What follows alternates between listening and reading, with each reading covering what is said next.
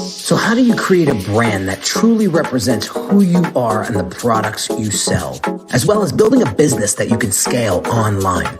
That is what this podcast will help you do. My name is Henry Kaminski Jr., and welcome to the Brand Doctor Podcast. Let me just make this statement loud and clear. Jersey's here, Jersey's here.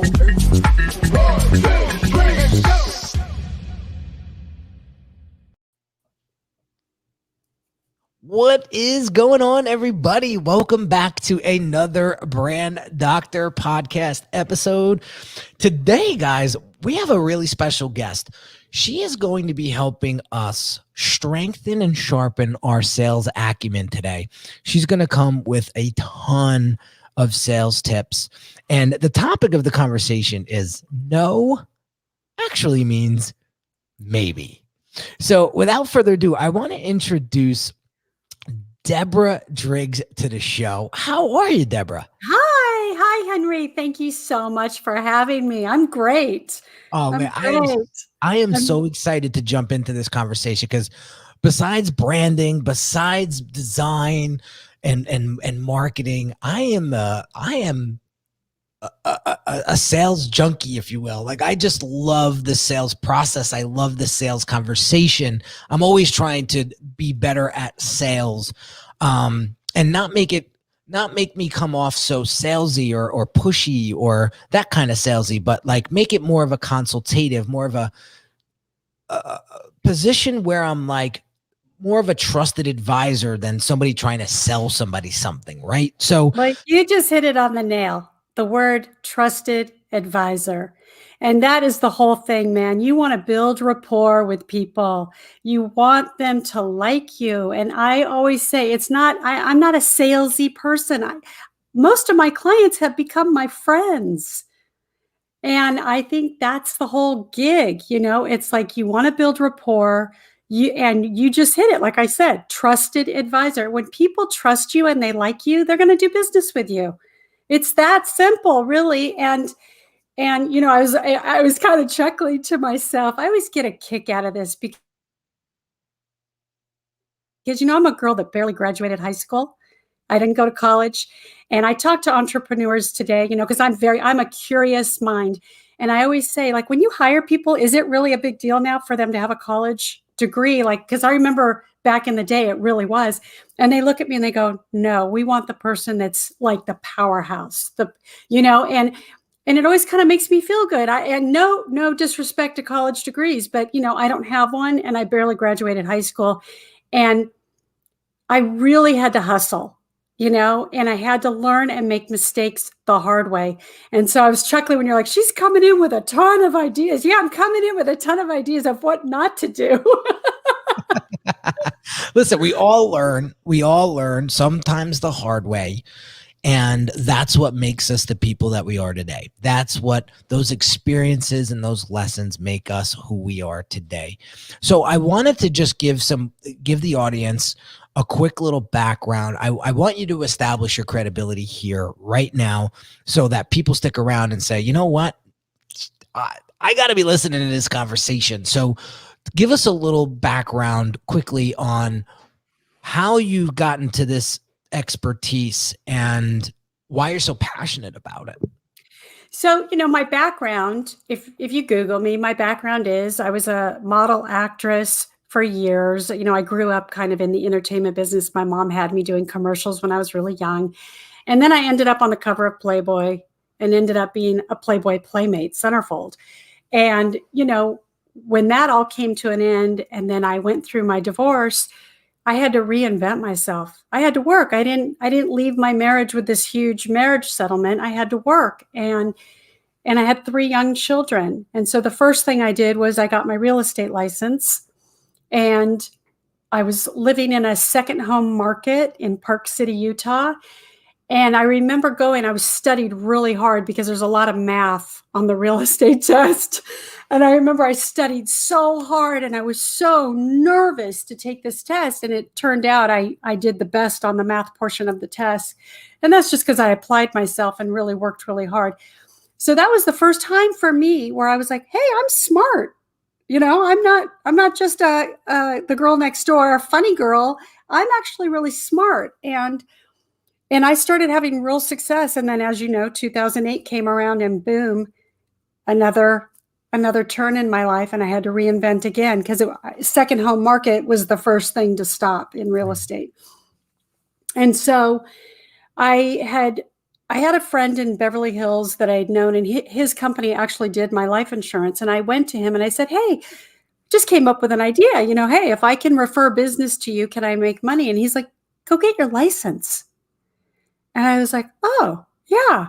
So again, I go back to the drawing board and I studied really hard and got my license, passed that test first round. And I ended up, I just took out my phone and called everybody.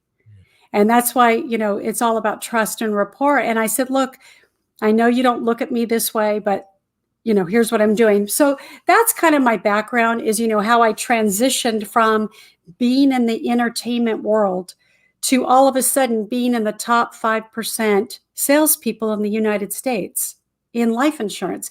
And it's, I hustled. I called everybody. It's a tough sell, life insurance. It is because, people either want it or they don't. It's like there's no in between.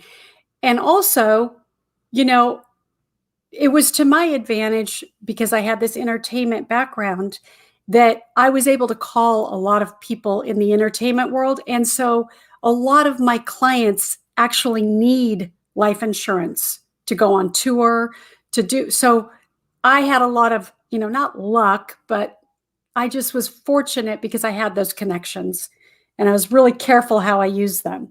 Sure. It's important. I mean, you have to leverage your resources. I mean, I think that's part of being an entrepreneur is understanding what your resources are and how you can allocate them, how you can delegate them accordingly. And wisely.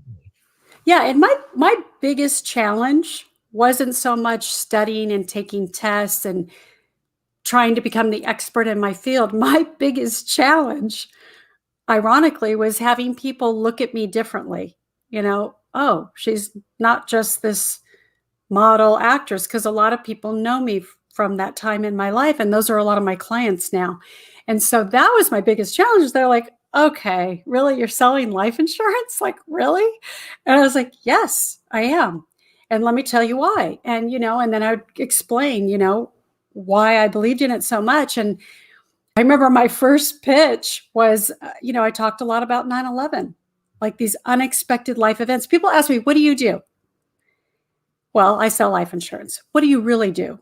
I prepare people for unexpected life events, and that's a whole different pitch, then people are like, well, wait a minute, what, how do you do that? And I said, well, I use this little thing called life insurance. Right. And so then people are a little bit more interested when they hear it differently. It's not just a salesy pitch, but yeah, 9/11, a lot of people did not have life insurance. And, that was the first, like that kind of, I use that as my sales pitch. I don't anymore, but that is a way to kind of, when you look at unexpected life events, you just never know. And it can happen not just with that big of a tragedy, but with any tragedy. Yeah. So it is. Life insurance is very hard to sell. And, and you have to love what you sell too. That's right. The other thing. So whatever you're selling, I don't care what it is. If you're selling some weird plant device, I don't know, whatever it is, it's something that's so crazy, but you have to love what you're selling. And I also have life insurance. So I talk about that as well. There you go. So what we're going to do is we're going to take a quick little break. And then on the back end, we are going to dive deep into some sales tips that are going to help you close more deals and help you position yourself as that trusted advisor that I just mentioned before. So stick around. We'll be right back. If you're a business owner who feels your branding isn't truly representing the value that you deliver, check out this free video training that will help you level up your brand's messaging and online presence so that you can start attracting higher quality clients. Visit www.uniquedesignz with a Z at the end, not an S, .net/level up my branding.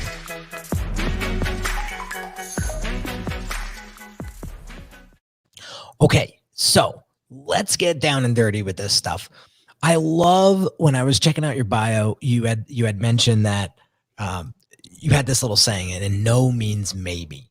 And so I wanted to dive into that today and figure out how do we get to a maybe, but then how do we push the maybe into a yes, right? Okay. So walk us through this. This is going to be fun.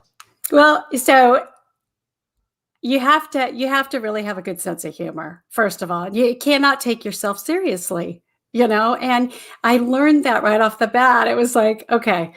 And I had a boss. I actually, in between my real estate and my life insurance, I worked for a print company out of New York. And so I was in this print procurement. And, when he hired me, I'm like, I don't know if I know anything about print. And he's like, you sold real estate, you can sell print. And it was really basically the same idea of sales. And I remember he would say to me, you are known as the next girl. Because when something didn't go through, I'd go next. I wouldn't even think about it for 5 seconds more. I would not allow myself to go, oh my God, I didn't get that $50 million deal. I would just say next. Because how I work is really about energy, right? If I sit and focus on all the why I didn't get that deal, that's what I'm putting out into the energy. And I was like, I'm not going to sit there and do that. I'm going to say next and focus on the next one. And then I'm telling the universe that everything's going to work out. And so I know that's a little foo-foo-y for some people, but that's how I work, really. I mean, honestly, and so when I say no means maybe, it started with, I called a friend of mine he used to run Warner Brothers. He was the head of Warner Brothers. And I called him up and I said, hey, I'm selling life insurance. If I get you as a client, I know you'll refer me to, lots of people in the industry. And I said, I need to get you as a client. And he's like, Deborah, I have life insurance. I'm not going to switch. And I said, okay, listen, if I can lower your premiums, will you switch to me? And I just kept going. And he's like, no. And I said, okay, I'll call you next week. And he started laughing on the phone. He's like, Deborah, I just said no. And I go, I know, but things can change. And he just laughed. And sure enough, I called him next week. And he's like, okay, look. And this is a true story. He's like, okay, look, because I was hungry too. You have to understand, I was very hungry.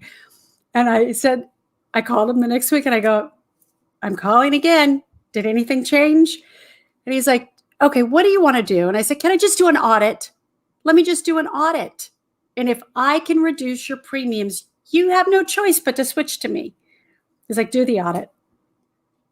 And from that day, I wrote it down. No means maybe. And it became my line for everything. And anytime anybody would say no, in my head, I'd go, it's maybe. Wow. What a great story. I love these little stories. I could listen to these all day long. I love that. I love that. And by the way, he became my client and he did refer me quite a bit of business. And because he said to people, she's not going to give up, so just do it. I didn't even have to sell myself. That's what he told people. Oh man, I love it. I love it. Okay. How cool is that? It's fantastic. Let's have a discussion. Let's have a fun discussion about this though. So you are very persistent and I love that. I love that. I have a different perspective, and please, if you can change my mind today, I'll never forget this. So I live by this philosophy. I only want to work with people that want to work with me. Okay. So if I get somebody that gives me a hard no, or they give me the runaround, or they give me all the excuses, I'm like this. Okay, bye. But I'm like you, where I'm like, next. I'm not gonna wait around. I'm not gonna waste my time trying to convince you. I'm out. Right? So I'd like to change your perspective on that just a little bit. Okay. Please. So yeah, I don't discount anybody. And here's the reason why. You'd be discounting a lot of energy out there. And here's the deal. People a lot of people take a long time to warm up. And so what I've realized is, you know, not everybody's going to want to do business with me, but here's the deal. And this is what's happened in my life. And this is what's beautiful, is that those people have come back around in my life in a different way. And you never know, even though they don't want to do maybe this business with you, you never know if you're going to end up partnering up with one of those people for something else. And you never know what the plan is. So for me, when people don't want to do life insurance, that's okay. Because I'm here to give.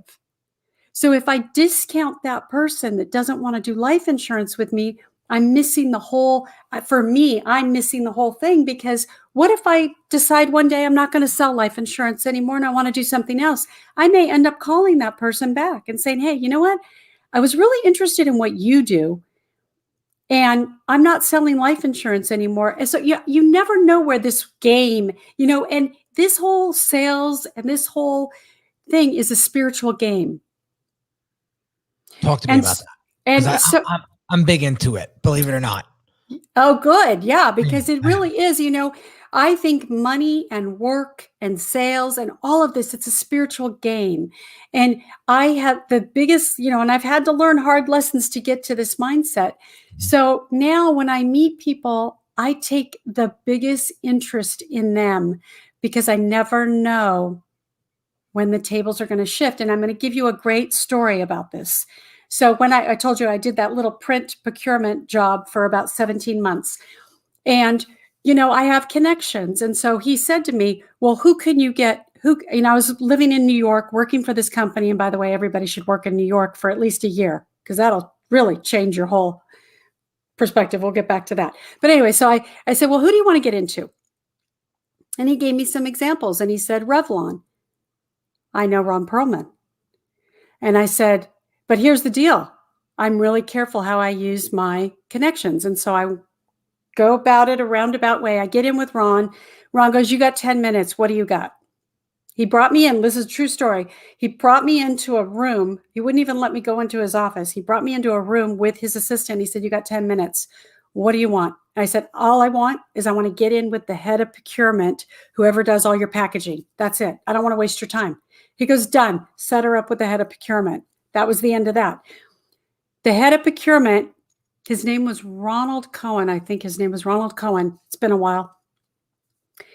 He didn't want to do business with us. He didn't want to do business with me. Okay. I didn't discount him. I didn't take offense to it at all. I just, whatever, that was what it was at the time. It was a big account, and he didn't want to change accounts and come with me. Cut to when I left the print business. I'm now successful life agent, and I'm posting some of my success, on top of the table, $1 million round table, whatever, on LinkedIn. He reaches out to me. He says, I left Revlon, and are there any people that you can introduce me to? Because I'm moving to Los Angeles. This is a spiritual game. The guy that was the head of procurement for Revlon did not want to do business with me, and now he's asking for my help. It's a spiritual game. So you never want to burn bridges. You never know who you're going to partner up with, who's going to come back into your life, who's going to ask you for help, who you are going to go to for help. So I meet a lot of very interesting people. 80% of them do not want to do business with me. That's the fact of sales. Anybody that's in sales knows. You meet 100 people, you're going to get 20 that want to do business with you. Maybe, if you're lucky. That's a fact. Mm-hmm. So the other 80 people, why not get to know them? There might come a day down the road where you're going to go, hey, wait a minute. I met this person, and it's going to have this light bulb go off, and it's going to be, I'm going to reach back out. I just think in life, you never know. And I've had things just come full circle, like that Revlon story. He's reaching out to me now for help. He wanted nothing to do with me as a print procurement person, right? He's like, no, we're not going to do business with you. If I would have taken that personally, we wouldn't be friends today. This is fantastic. I love that. Listen, this is why creating, and I'm going to get a little techie here. I'm going to get a little digital marketing here for a second, but it's very important. This is one of the big reasons why everyone should be building their email list, because you may not do business with that person today, but if they're on your list and you stay consistent, sending emails, frequently, you don't have to be as crazy as I am. I send three emails, like 4 emails a week, right? But you don't have to be as frequent. But if you just stay in touch with them, and you never know what message you send out that day is going to hit, which may bring them back around.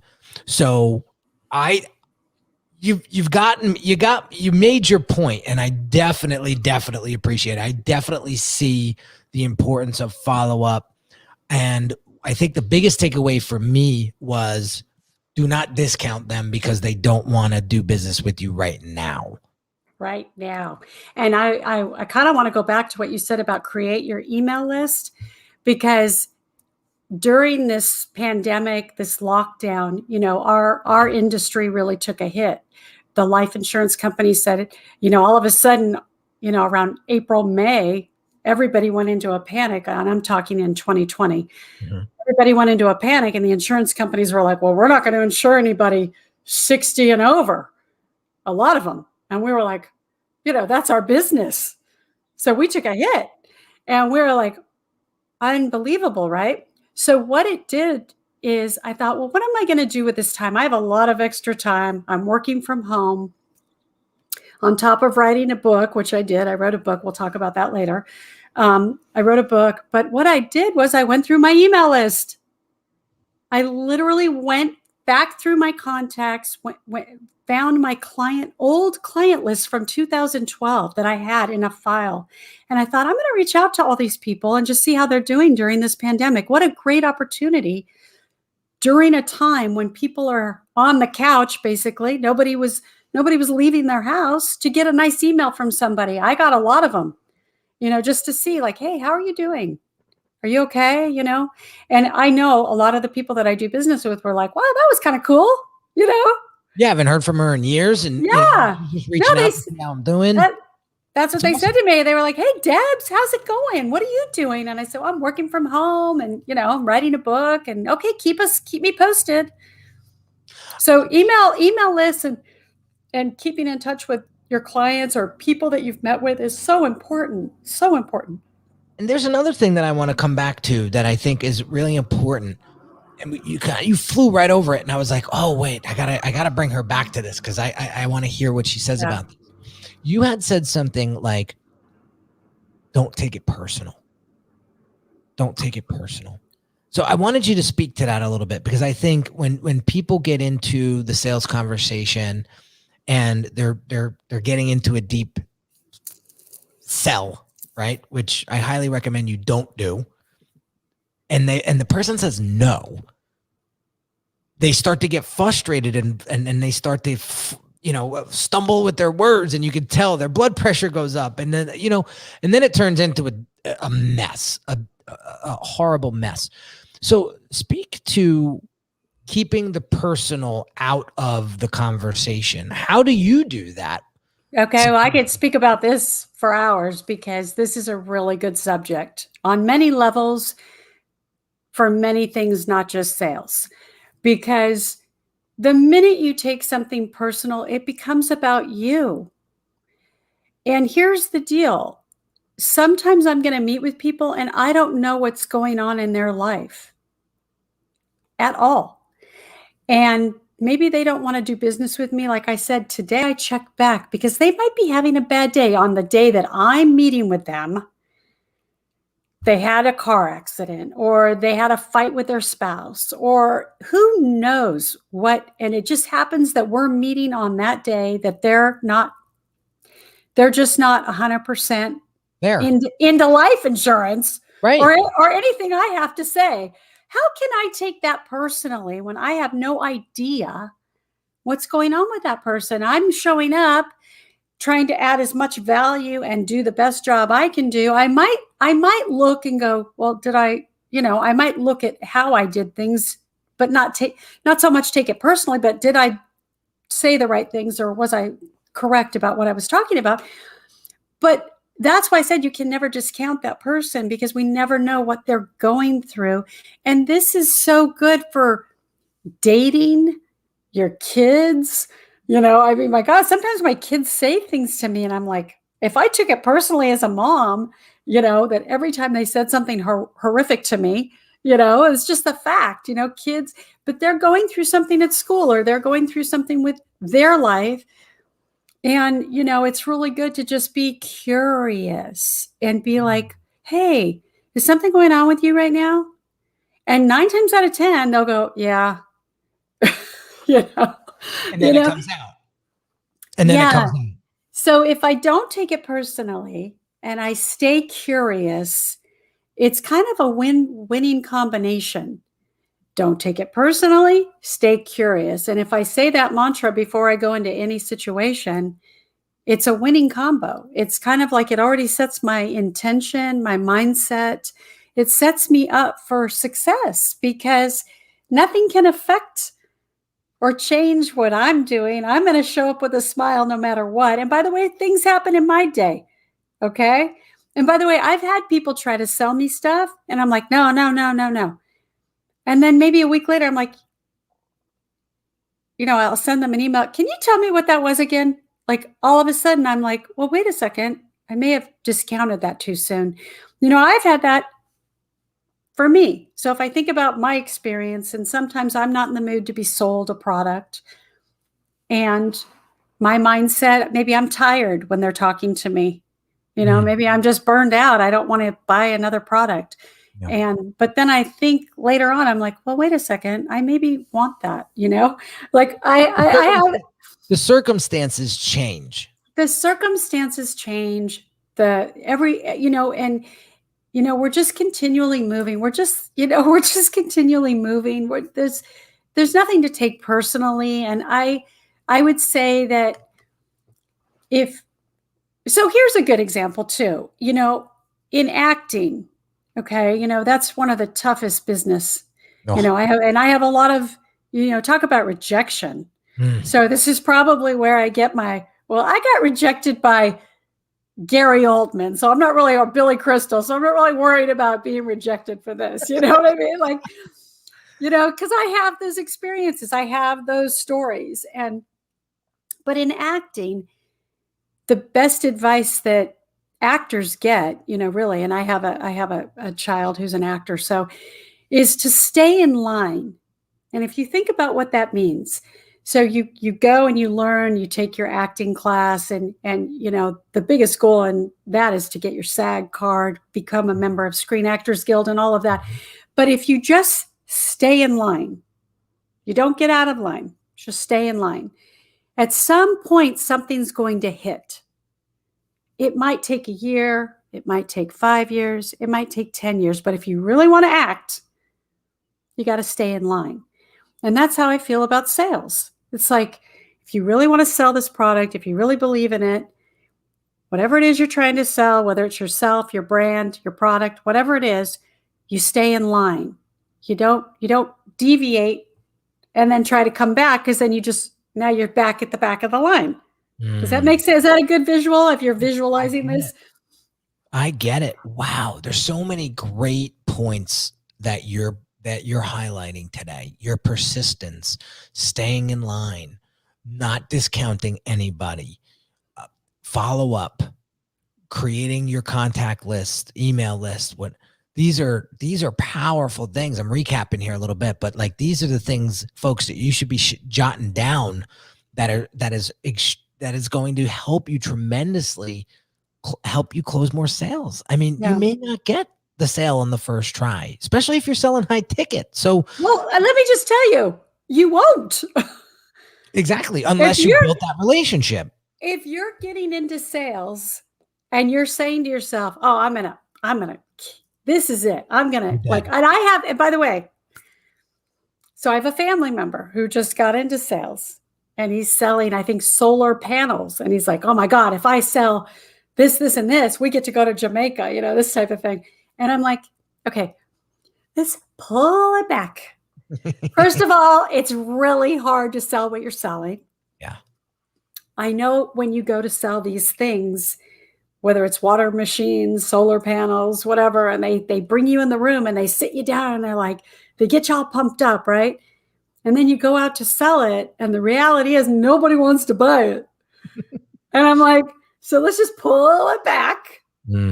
What? And let's get the why and the how, and then let's think about this. Who really is going to buy this?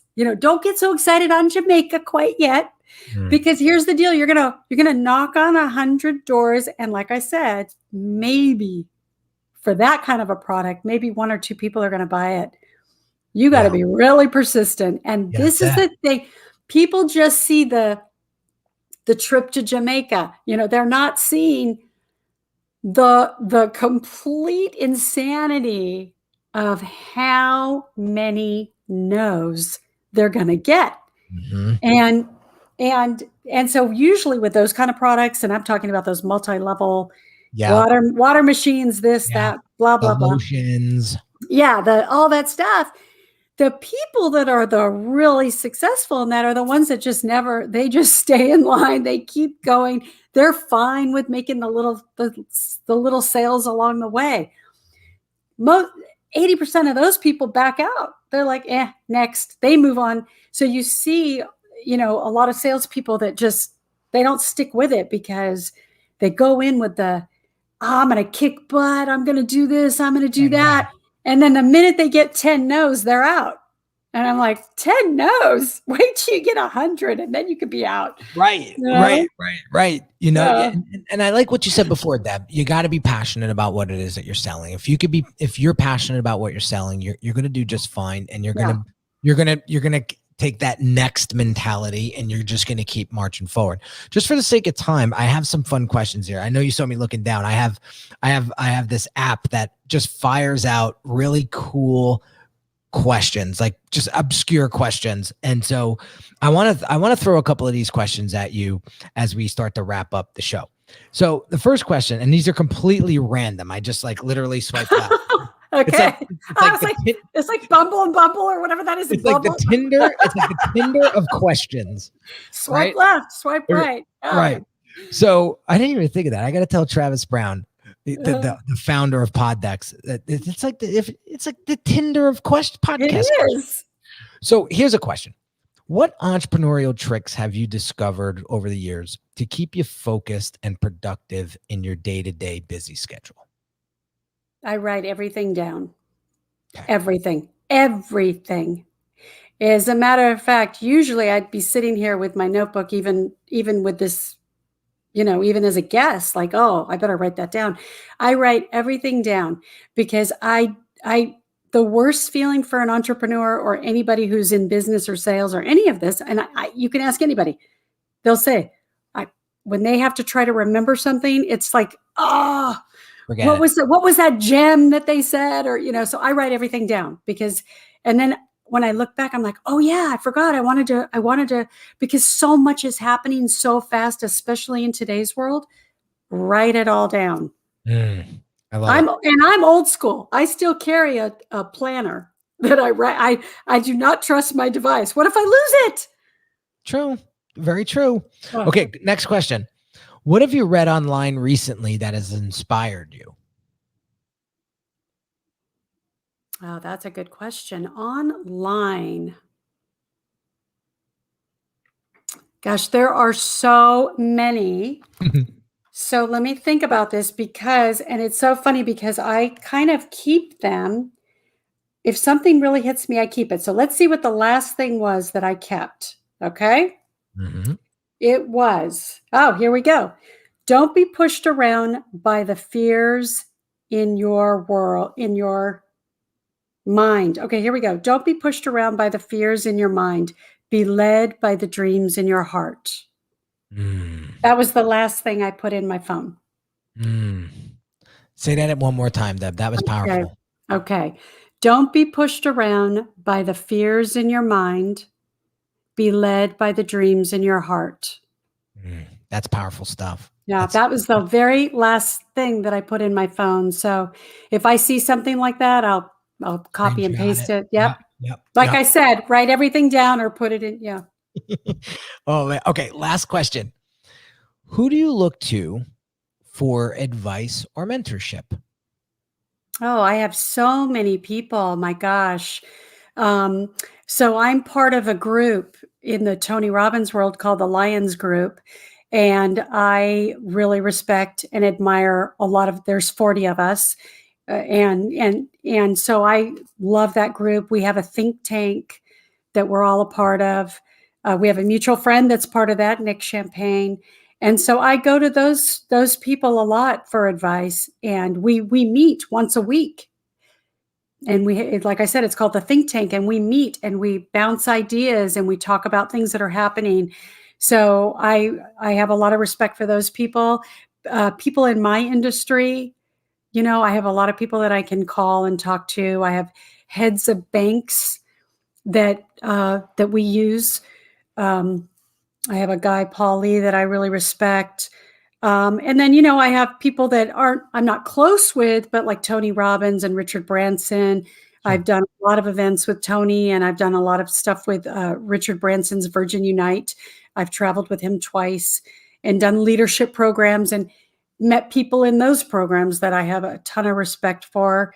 And then I have people that I really respect as couples, like people who have that appear to have or do have really good relationships. I kind of have those people on my vision board, as that's the kind of relationship that I want. And so, yeah, I have a lot of people that I look to for mentorship. I think it's super, super important. I'm always like learning and growing and trying to find like what's the next seminar or something that I can attend to grow. Keep growing. Yeah, don't ever stop growing. Yeah.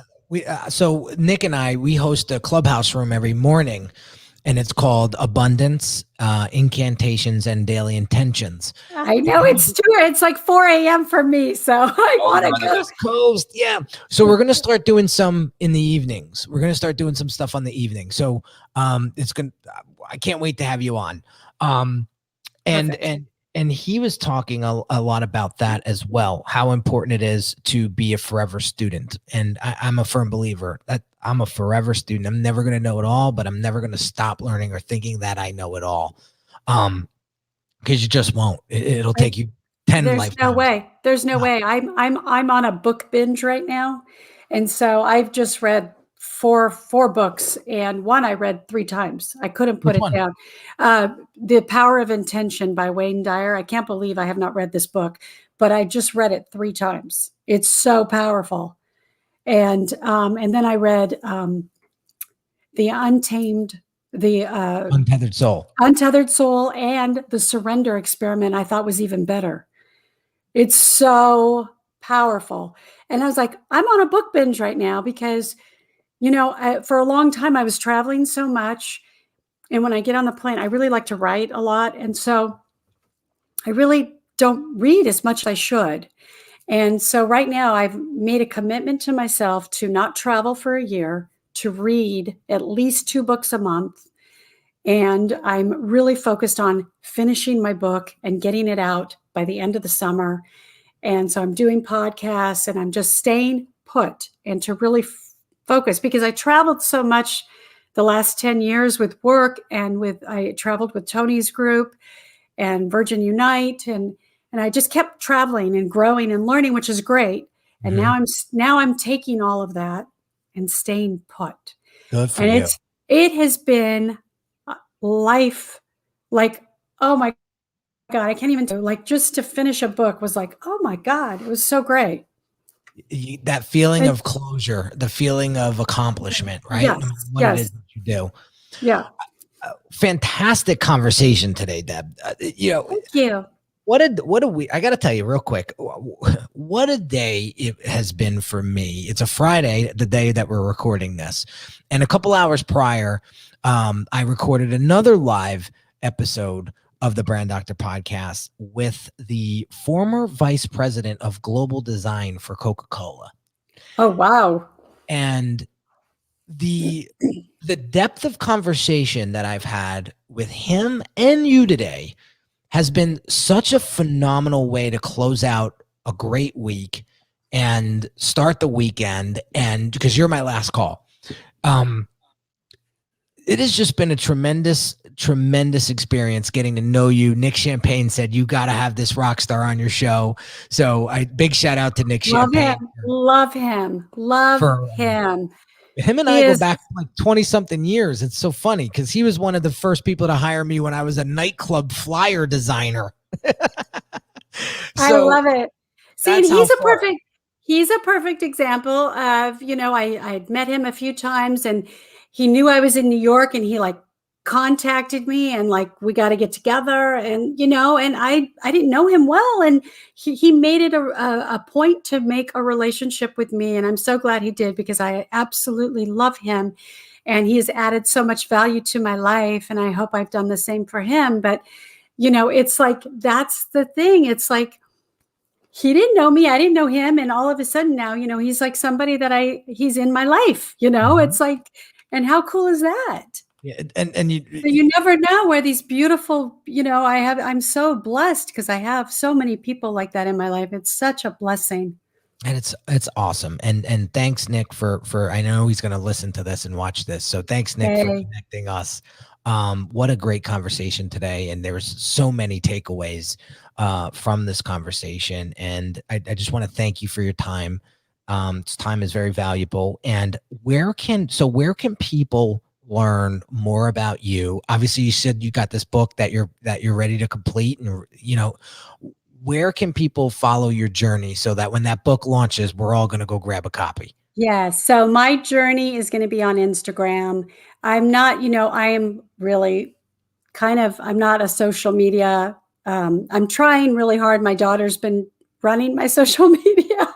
And so I'm trying to learn more about how that all works. So I'm on Instagram and I'll be posting the podcasts that I'm on and what's your handle on Instagram? It's at Deborah Driggs, my name. Easy enough. Yep. And all my handles on all social media. So LinkedIn, Twitter, Facebook, it's all at Deborah Driggs. Awesome. Deb, I could go another hour with you easy. This is so fun. Thank you so much for allowing me to be a part of your show. I'm really grateful for that. This has been a wonderful experience. You're very welcome. And what we'll do is we're gonna take this show, we'll produce it to push on all the podcast platforms. By the way, guys, I forgot to tell you, we just got accepted. Audible started putting out podcasts now. That's another platform. So we are now on Audible. We're on Pandora. We're on Spotify, iTunes, and about iHeartRadio and about 15 other platforms. So when this launches, you're going to get a little 60-second, a little 40 to 60-second video clip, like sizzle reel of our conversation. And you could use that to promote this show. So wonderful. You'll get access to that as soon as it's done and as soon as we publish. And my assistant Pam will get that out to you as soon as possible. That'd be great. This was just a great conversation, guys. Let me know. Let Deb and I know. Okay, here's something for you. Let Deb and I know on social media what your biggest takeaway was from this conversation. And you can get me at the Brandy R on Instagram. Shoot me a DM. Let me know take a snapshot of the podcast and tell me what your biggest takeaway was. And then shoot Deborah Driggs a DM as well, and make sure that you connect with this woman because she is an absolute powerhouse, and I love her persistence. I love her energy, and I know she's going to be doing some amazing things in the future, and I'm excited to see where your future leads you because I could tell with your energy that nothing is impossible, and that is an awesome characteristic to have as a human being. So God bless you. Oh, thank you. God bless you. Thank you so much. That was so kind. Oh. You're very welcome. You're very welcome. Thank you.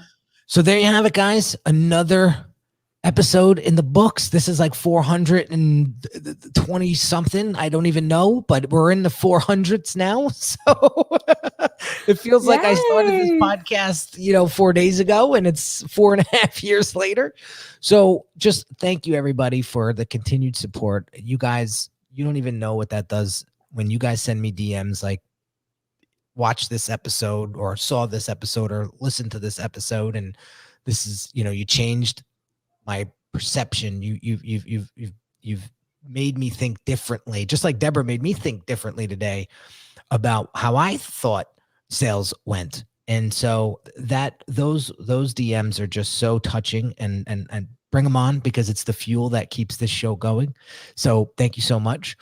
And don't forget to leave a quick little review and subscribe to the show. And if you're watching this on YouTube, hit that little subscribe button, because we keep it moving, my friends. So have an amazing day, and we'll catch you on the next episode real soon. Take care.